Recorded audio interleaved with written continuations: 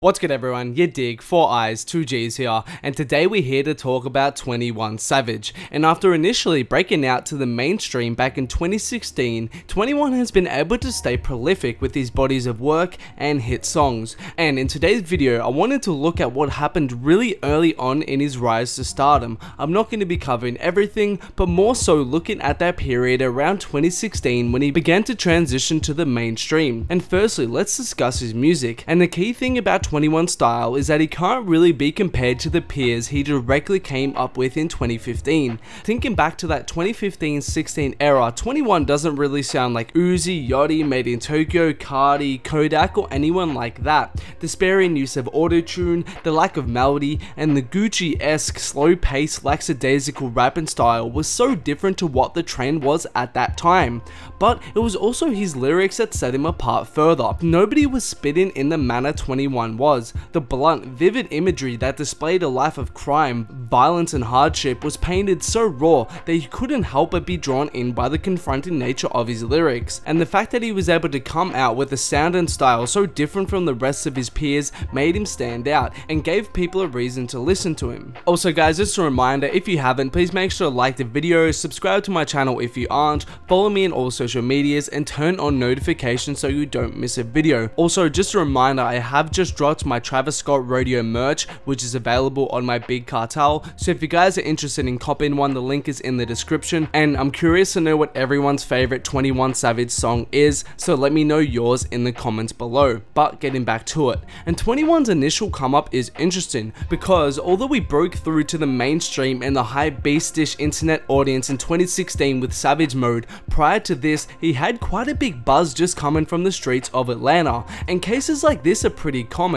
Artists that if you were to just base it off their internet presence, popularity, and the charts, you wouldn't think they were that big, but when you look at their numbers and following that largely stems from the support in their local city, they are huge. But for 21 to make that leap from the street-based audience to internet and mainstream stardom, there were a few different factors at play. Firstly was the double XL cover. In particular, this 2016 list was imperative to the come up of many artists, from 21, Uzi, Kodak, Yachty, all of them benefited huge from this placement. Specifically for 21 though, this introduced him to many different audiences. Not only was it the first time that a lot of the older generation was hearing of him, but also a lot of the internet hypebeast fan bases of people like Yachty and Uzi were being put onto him for the first time also. And moving on, we get to Savage Mode, and this was the magnum opus moment in 21's career without a doubt. This would be the first 21 project for the vast majority of people and would help him break through to the mainstream.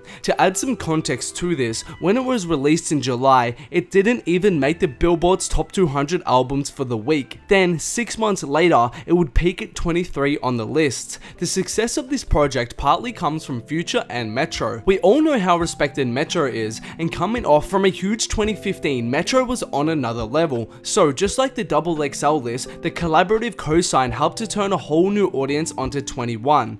And then came X with Future. Pushed as the first single from the album, this was 21's first song to pop off in the mainstream. The Future cosign, just like the Metro one, was a certification of sorts, and Future was unstoppable at this time, and he helped to put many people onto 21. And once X started blowing up, it signal boosted the rest of the album, and 21 really started to take off, eventually leading to No Heart becoming his second hit and the project going gold. And another factor was his story. More so than ever in the social media era, if an artist has a narrative or a storyline for fans to connect to, it helps to keep fans engaged and feel connected with them. A couple recent examples of this was Gucci Mane's post-jail transformation and Meek Mill's far from just treatment by the legal system. These storylines, although not directly intertwined with music, helped to spur a movement and an aura around the artist and ended up propelling their music. And this was a similar case for 21, and I think his first Breakfast Club interview typifies this.